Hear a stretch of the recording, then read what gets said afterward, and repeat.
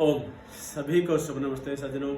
आज हम सामवेद का 672वां मंत्र, जिसका शीर्षक है सात्विक भोजन, वह भी यात्रा मात्र। यात्रा मात्र क्यों कहा है? सात्विक भोजन के ये मंत्र चल रहे हैं, तो मंत्र का भाव है कि हम उतना ही भोजन लें कि हमारी जीवन की जो यात्रा है, हमारा जो सुबह से शाम तक की जो यात्रा होती है, फिर अगला दिन चलता है, फिर अगला दिन चलता है, ऐसे जीवन निकल जाता है। तो जीवन की यात्रा की पूर्ति मात्र होती रहे, उतना हम भोजन लें, हम अधिक ना लें, हम भरपेट ना खाएं, हम बरकोदर ना बने, हम पेटू ना बने। वो भी जो है समाज में हंसाई के पात्र बनते हैं, निंदा के पात्र बनते हैं यदि हम अतिरिक्त भोजन करते हैं। और हमारे शरीर में वह शरीर में शक्ति का कारण नहीं बनता। अतिरिक्त किया हुआ भोजन अनेक प्रकार की व्याधियों का कारण बनता है। इसलिए हमें सात्विक भोजन लेना है, वह भी यात्रा मात्र लेना है, जिससे हमारा शरीर सुचारू रूप से चल सके। तो आइए मंत्र में ऋषि जी क्या लिखते हैं। यह त्रिच अमहियो अंगिरस ऋषि का है। मही का अर्थ पृथ्वी या पार्थिव भोग भी है। पार्थिव इस देह को बोलते हैं और पृथ्वी भी इस देह को बोलते हैं, क्योंकि पृथ्वी से बना है, पंच तत्वों से बना है और पृथ्वी इसमें सबसे ज्यादा है। तो जहां पृथ्वी को बोला गया है, यहां इस पार्थिव भोग को भी बोला गया है। अमह्यो इन पार्थिव भोगों की कामना से ऊपर उठा है। ये जो पार्थिव भोगों के हम चक्कर में लगे हुए हैं, अमह्यो ऋषि इनसे ऊपर उठ गए और वह केवल यात्रा मात्र ही, यानी कि जिससे शरीर ठीक ठीक चलता रहे, सुचारू रूप से चलता रहे, ऐसा ही सात्विक भोजन लिया करते थे। इन भोगों में न फंसने से ही वह अंगिरस शक्तिशाली भी बना रहा है। पूरे समय बने रहे हैं।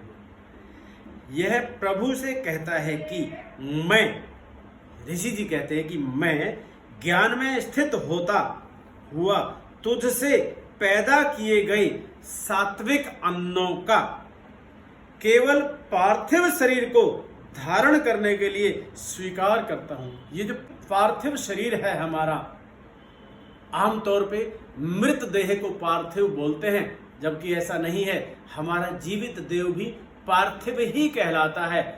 पंच तत्वों से बना है, पृथ्वी इत्यादि से बना है, तो इसलिए पार्थिव है। ये पार्थिव शरीर को धारण के लिए स्वीकार करता हूं, यानी कि इसको मैं, क्योंकि मुझे ये चलाना है, मुझे इससे काम करना है, मुझे जीवन जीना है, मुझे दूसरों का भला करना है, मुझे स्वयं का भी भला करना है, तो इसलिए मैं ये ग्रहण करता हूं।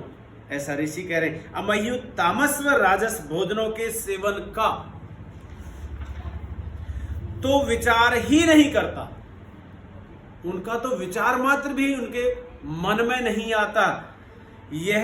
वह सात्विक भोजन का ही सेवन करता है।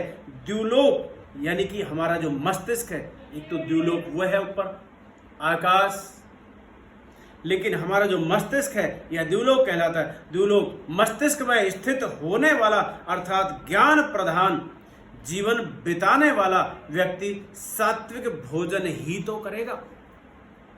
जिसकी प्रधानता ज्ञान में है, जो और दूसरे कार्य नहीं करता, जो और कोई व्यापार इत्यादि कुछ भी ऐसे कार्य नहीं करता, झूठ फरेब के कार्य नहीं करता, केवल ज्ञान और वो भी सत्य ज्ञान ही जिसका कार्य है, वह सात्विक भोजन ही तो करेगा। भूम्या पार्थिव शरीर के धारण के लिए इन्हें मिततम मात्रा में लेता है, यानी कि मिततम बहुत थोड़ी मात्रा में, कम मात्रा में ग्रहण करता है। इस मिततम आहार से जहां वह रोगों से बचा रहता है, वहां उसका मस्तिष्क उज्जवल बना रहता है, वह रोगों से भी बचा रहता है, बीमारियां उसे घेरती नहीं। ज्यादा हम खाएंगे वो पचेगा नहीं, आंतों में सड़ेगा, भोजन सड़ेगा तो रोगाणु पैदा होंगे, उल्टी सीधी गैस पैदा होगी और हमारा शरीर विकारों का घर बनेगा, हमारे अंग प्रत्यंग रुग्ण होंगे। इसलिए हमें भोजन मिततम मात्रा में लेना चाहिए और सात्विक लेना चाहिए। वह सदा सत्व गुण में विचरता है, यानी कि तामसिक गुण और राजसिक गुण उसके मस्तिष्क में नहीं आते, उसके देह में नहीं आते, उसके इस देवालय में नहीं आते, और सदा सत्व गुण में ही वो विचरण करता है, अपना जीवन यापन करता है।